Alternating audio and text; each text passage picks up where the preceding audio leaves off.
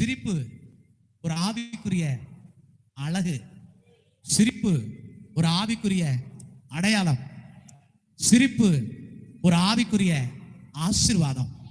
ஹல்லேலூயா. அடிக்கடி உங்களை செக் பண்ணிக்கிறணும், நான் சந்தோஷமா இருக்கிறேனா? சந்தோஷமா இல்லைனா சந்தோஷத்தை நீங்களே சந்தோஷமா இருக்க உங்களை ட்ரெயின் அப் பண்ணிக்கிறோம். கையை உயர்த்தி கர்த்தரை ஸ்தோத்திரம். ஹல்லேலூயா. உடை இல்லாட்டாலும், உணவு இல்லாட்டாலும், வேலை இல்லாட்டாலும், வருமானம் இல்லாட்டாலும் என் சந்தோஷத்தை என்னிலிருந்து எவரும் எடுக்க முடியாது என்று இயேசு எனக்கு வாக்கு பண்ணி இருக்கிறார். எல்லாம் ரெண்டு கை உயர்த்தி ஹல்லேலூயா. இந்த சந்தோஷம் உனக்கு வேண்டுமா? உலகத்துல சொல்றோம்ல, அது சாராயமோ. இன்னைக்கு உலகத்துல மனுஷன் தன்னுடைய சம்பாத்தியத்தையில 90% செலவு பண்றது சொந்த சந்தோஷத்துக்காக செலவு பண்றான். ஆமென். ஆனா ஏசப்பா நமக்கு கொடுத்த சந்தோஷம் இருக்கே, இது விலை மதிக்க முடியாதது, ஆனா விலை இல்லாம கொடுத்துட்டாரு. ஹல்லேலூயா.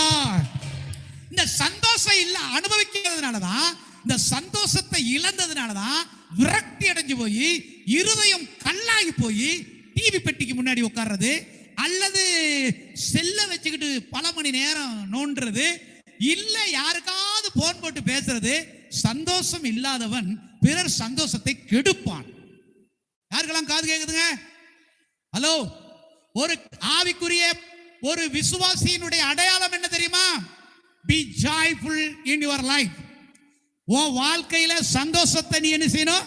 பவுல் சொல்றாரு, சர்ச்சுக்கு வந்தீங்க ஸ்தோத்திரம், ஞானஸ்நானம் எடுத்தீங்க ஸ்தோத்திரம், தொடர்ந்து வர்றீங்க ஸ்தோத்திரம், காணிக்கை கொடுக்குறீங்க ஸ்தோத்திரம், ஊழியம் செய்றீங்க ஸ்தோத்திரம், வரங்கள் கிரியை செய்து ஸ்தோத்திரம், எல்லாத்துக்கும் நன்றி. ஆனா கடைசியா உங்களுக்கு சொல்றேன், சந்தோஷப்படுங்க, சந்தோஷமா இருங்க.